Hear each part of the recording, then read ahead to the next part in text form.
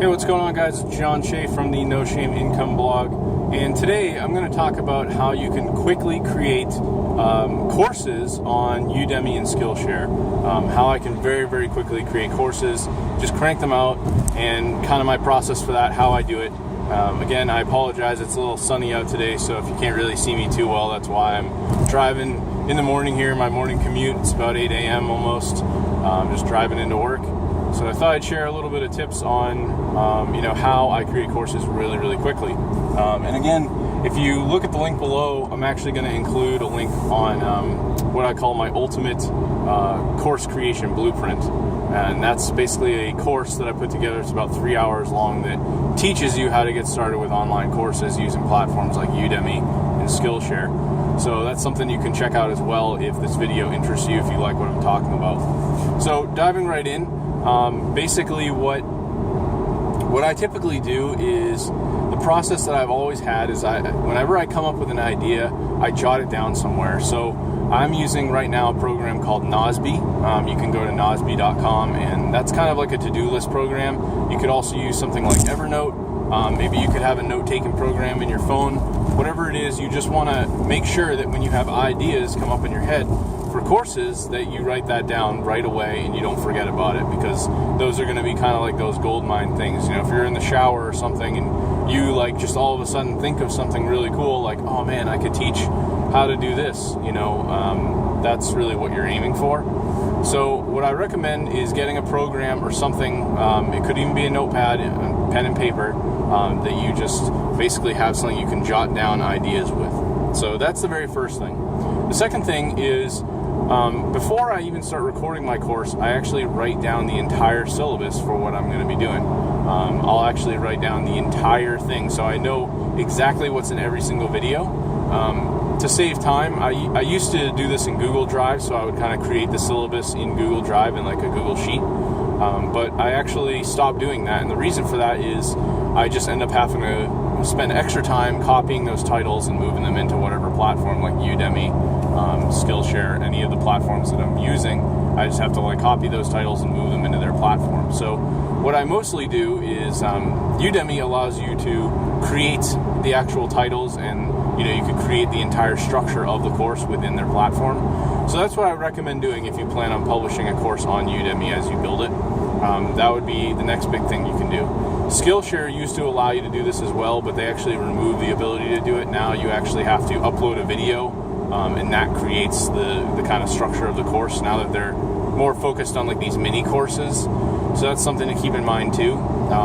You could technically just write it out in a notepad, or again, put it in the same program. Maybe you're using to manage your ideas. You could put it in an Evernote notepad or something, or Evernote Note, I guess is what they call it. So that would be the next big thing.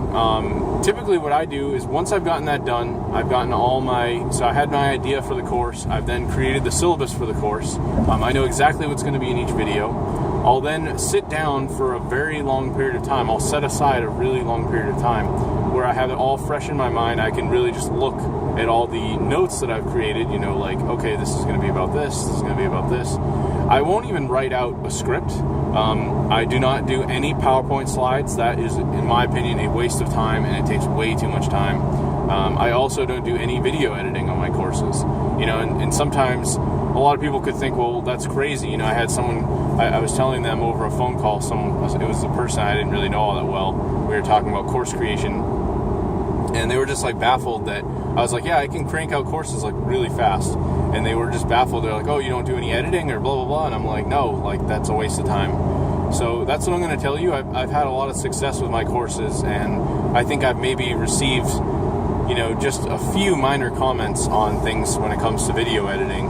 Here I am making this video in my car, and if I screw something up that's minor, I'm not going to just go back and sit there for 30 minutes trying to find where it is in the video, edit it out. It just takes way too much time, and it's not really worth it. I feel like people are real, so it's not like you need to be a perfectionist when it comes to this stuff. So that's the next big thing I really want to get out there when it comes to creating courses fast. A lot of people put too much time into the fine details and just trying to make things perfect when really it doesn't need to be. If you can get your message across and you don't completely like botch a video or just completely screw it up as you're recording it, then I would say go with it. I actually was listening to at my job, my boss likes to record videos on Google AdWords, and I heard him like literally talking for like 20-30 minutes and just completely like screw it up and start over. And I was like, man, or I think it was like 5 minutes. It was a little while. Like he was talking for a while about this topic, and he screwed it up and he just started all over. And it might have been a bad enough screw up that you got to start over, but generally I found the more I record video, the more fluid I am. I don't even really need to. I can just think of a base idea. I can say, okay, this is what I'm going to talk about. This is the very basic subject. Like it could just be a couple words about what it is I'm going to talk about. And then I'll just crank out the video. I don't have a script. I don't have an exact plan of exactly what I'm going to say, but I have a pretty good idea of like what I'm going to talk about. So that's what I do. I like to not add a lot of fluff to the stuff I add. Don't just like fluff stuff up. Again, you do want to cater to people that, could be newbies and stuff like that, people that are new to whatever it is you're teaching. But, try to make it simple enough that people can just consume it easily. The next big thing I like to do is I'm really not a huge fan of going through courses that have these like really, really long, like 30-minute videos. Typically with these YouTube videos, I've been doing them a little longer than I even would in some of my courses. Like they've been averaging around 10 minutes. But for my courses, I like to keep them around anywhere from like 2 to probably 7 minutes, depending on the topic I'm actually talking about. And it makes it a little bit easier to consume. Like if someone's going through and making progress on these short videos, it's just really, really easy to kind of go through it. And that's how I've felt whenever I go through courses. So that's the same thing that I deliver when I create my own content. I can actually create something that's going to be a little bit easier to consume, and it just doesn't feel like, oh God, another 30-minute video. It's like I'm sitting down to watch a TV show. I just don't really like that. And then if you want to continue, like if you need to take a break, you're kind of like, all right, where did I leave off? I'm like at 16 minutes and 23 seconds in this video, and it's just not really very ideal. Again, depending on the content and what you're sharing, it may be necessary to have longer videos, but that's something else that I recommend. The next big thing is I only use 2 pieces of software. One of them is native in Windows, Windows 10. If you just search Movie Maker, that's the webcam software I use. You don't need to pay anything for that. And then the next thing is that I actually use a piece of software called Camtasia. That is a paid tool. I believe it runs, last I checked, I think it's around like $200 or $300, somewhere in that ballpark. And I can say that if you're going to get serious about course creation and recording screen capture videos, I do highly recommend picking that up. Again, there are some free softwares out there for recording your screen, but ideally that's going to be, those are going to be the 2 good solutions you want for your courses. You want to do a lot of talking head, basically like what I'm doing now, and then you want to do a lot of screen sharing, actually showing live examples of the things you're talking about. And when it comes to talking head, if I'm obviously going to be talking about something that I need to be showing, then I wouldn't do a talking head video. I would do a screen capture. So just kind of make sure you're associating those things properly, and you're not, sitting there talking like one-on-one to a camera, and it's something that you really need to be showing to somebody. So that's really the very basics of how I create courses super quick. Even this past weekend, I was able to create 3 Skillshare courses within literally no time at all. In fact, at 8 o'clock at night on a Sunday, this past Sunday, it's Tuesday, I actually went and created a super short mini course on how to get started with project management for Trello. If you head over to my Skillshare, you can actually check that out. And it ended up being like 4 videos. It was probably about 25 minutes long. I did a short introduction video that's 2 minutes just to explain, what this course is going to be about, so they have a clear expectation, only 2 minutes.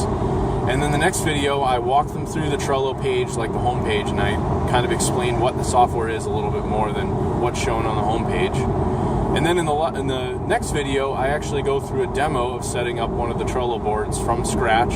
So I'm actually now showing a live example through screen share. I'm not in the video, it's just a screen share. And then in the last video, I show a case study of like a fully built out project that I'm using for SEO inside of Trello. So that turned into like a 30-minute short course.